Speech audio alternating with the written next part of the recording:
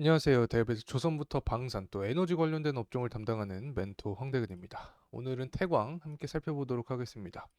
이 지난 영상에서 제가 말씀드렸던 그 흐름세로 이어지고 있는 모습을 보여주고 있죠. 이 금일 같은 경우에도 오전장에 이 주가가 5% 이상 상승해주는 모습을 보여주고 있습니다. 이 당시에 어떤 말씀을 드렸냐? 이 태광은 이 BPS 측면에서 봤을 때도 현재 주가가 BPS보다 낮은 상태다. 자, 그래서 이 현재 상태가 매력적인 구간으로 보인다라고 설명을 드렸습니다. 자, 거기에 더해서 업황 자체가 굉장히 견고하기 때문에 앞으로 이 기자재 종목들을 주목을 해야 된다라고 설명을 드렸죠. 그리고 최근 들어서 이제 후판 관련된 이슈도 계속해서 나오고 있는데 이 전반적으로 긍정적으로 볼 수 있는 그런 포인트들이 하나하나 나오고 있습니다. 그래서 금일 시간에는 이러한 측면들 살펴보도록 하고 결국에는 가격적인 흐름 앞으로의 전망성까지 파악을 해보는 시간 갖도록 하겠습니다. 그리고 한 가지 더 말씀드리고 싶은 부분이 있는데 저희 대기업 정말 다양한 전문가들이 각각의 업종 분야에서 하루하루 종목들을 열심히 분석해 나가고 있으니까 많은 관심 부탁드립니다. 우선은 태광의 이 BPS와 PBR 때문에 좀 재무적인 측면을 가져왔는데 이 BPS가 대략적으로 2만 원 구간에 속해 있습니다. 자, 그렇기 때문에 현재 주가 수준을 비교를 해보면 BPS와 비교를 했을 때 현재 주가는 좀 매력적으로 볼 수 있다라고 말씀드렸죠. 자, BPS는 이렇게 넘어가도록 하고 이제 조선업 이 관련된 업황에 대해서 좀 이야기를 해보려고 하는데 이 미국과 중국이 이 갈등에 있었습니다. 이 정치적인 갈등에 있는 상황인데 이 미국에서는 어떤 이슈가 계속 나오고 있냐면 이 중국이 이 조만간 대만을 침공할 것이다라는 예측이 계속해서 나오고 있습니다. 자, 그렇게 되면 이 미국과 중국의 전쟁으로도 번져질 수 있는 거죠. 자, 문제는 전텀입니다. 현재 이 미국은 국내 법으로 이 군함을 또 외국에서 만들지 못하는 상황입니다. 따라서 이 미국 내 조선사에서 군함을 만들어야 되는데 이 중국 조선업의 이 가격 경쟁력이 굉장히 높죠.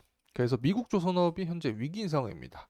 그래서 미국 조선업이 만약에 몰락을 하면 이 전쟁이 나면 군함을 만들 수 없게 되겠죠. 그래서 이 중국 조선업이 현재 조금 더 강한 상태이기 때문에 이 미국은 장기전에서 중국을 이기기 힘든 그런 상황이다. 그래서 반도체부터 2차 전지에 이어서 이 조선업까지 현재 중국을 견제하기 위한 상황이다라고 설명드릴 수 있습니다. 그래서 이런 트렌드는 이 단기적인 모멘텀이 될 수는 없겠죠. 이 장기적인 트렌드화가 될 거라고 개인적으로 생각을 합니다.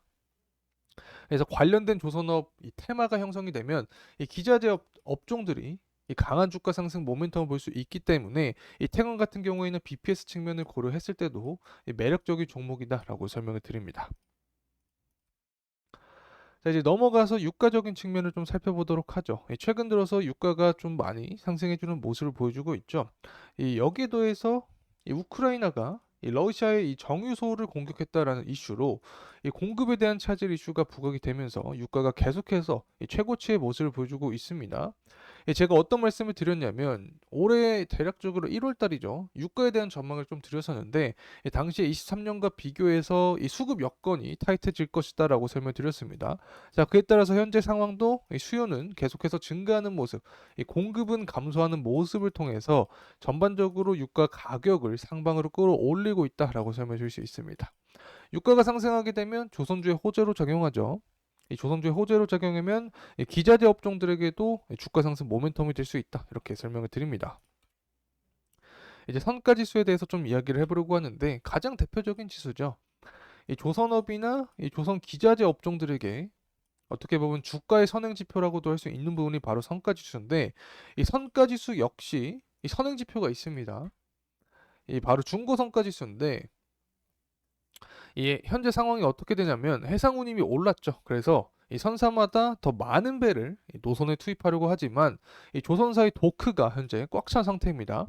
그래서 중고선으로 눈을 돌리고 있기 때문에 수요가 증가하고 있다. 자, 이렇게 설명드릴 수 있죠. 그래서 전반적으로 중고성과 지수 역시 상승하고 있는데 이 중고성과가 상승하게 되면 향후 신규 선박을 발주하는 수요로 또 이어질 수 있습니다.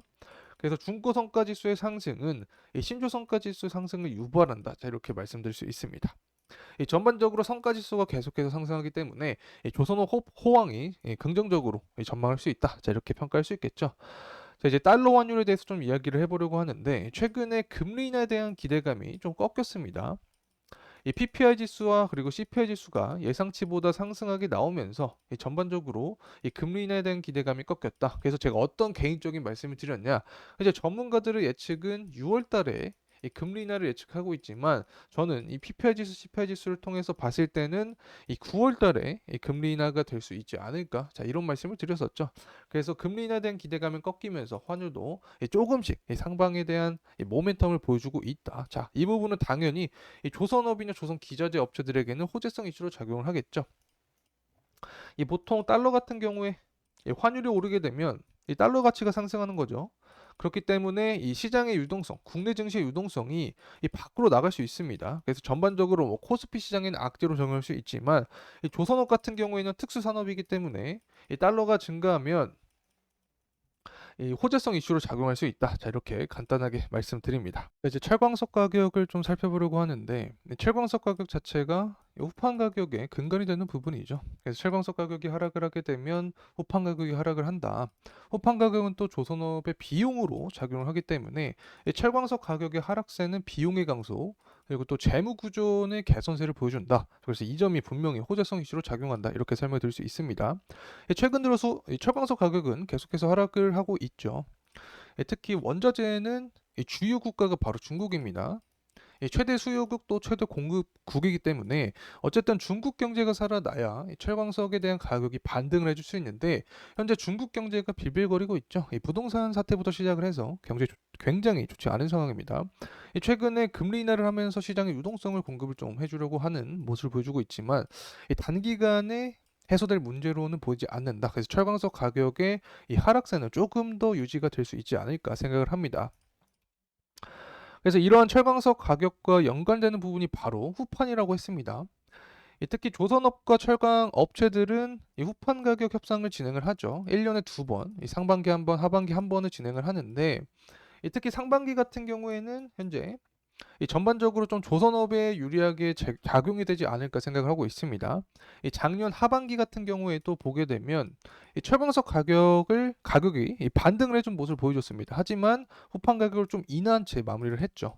이 수입상 물량이 증가를 하면서 전반적으로 중국부터 뭐 퀄리티가 높은 일본의 후판도 좀 싸게 수입을 할 수 있게 되었습니다. 자, 그로 인해서 이 국내 철강사들은 후판 가격을 인하할 수밖에 없었다. 이 가격 경쟁력에서 밀리니까. 자, 근데 현재 상황은 어떻게 되냐면 철광석 가격이 계속해서 하락을 하고 있습니다. 자, 이러한 상황 속에서 후판 가격을 높이기에는 쉽지 않은 상황이죠. 자, 그래서 이 하반기와 비슷한 수준이거나 하반기보다 조금 떨어진 채로 후판 가격 협상을 하지 않을까 개인적인 생각을 드립니다. 자, 그렇기 때문에 이 부분 역시 호재성 이슈로 작용한다. 설명을 드릴 수 있습니다. 이제 가격적인 측면을 좀 살펴보려고 합니다. 현재 가격은 13,340원의 가격대를 형성을 해주고 있습니다. 앞서 제가 BPS 같은 경우 2만 원이라고 설명드렸죠. 기업의 주당 순자산 가치보다도 현재 싼 가격대를 형성을 해주고 있다. 그렇다면 업황은 어떻게 되냐? 업황도 계속해서 긍정적으로 말씀을 드렸습니다. 자, 유가적인 측면부터 이 선가지수, 이 중고선가지수 모두, 신조선가지수나 중고선가지수 모두 오르고 있고 유가도 상승하는 모습이다. 거기에 더해서 철광석 가격까지 하락을 하고 있기 때문에 전방적으로 조선업 업황이 좋아지고 있다. 자, 이렇게 표현할 수 있습니다. 그렇다면 기자재 종목 중에서 이 밸류에이션 측면에서 봤을 때 이 태강이 좀 매력적으로 볼 수 있지 않나라는 개인적인 의견 드립니다. 현재 주봉으로 보고 있기 때문에 11선 위에서 계속해서 주가가 형성해주는 모습이 중요하다라고 설명을 드릴 수 있고 이 매물대를 고려를 해보면 1차적으로 15,000원에서 16,000원 구간 매물대가 중요하다라고 설명드릴 수 있습니다. 이 구간을 소화를 해준다면 상방에 대한 모멘텀이 더 열려있는 거죠. 그래서 그 다음 저항 구간인 18,000원 구간까지 우리가 바라볼 수 있다는 점 말씀드립니다.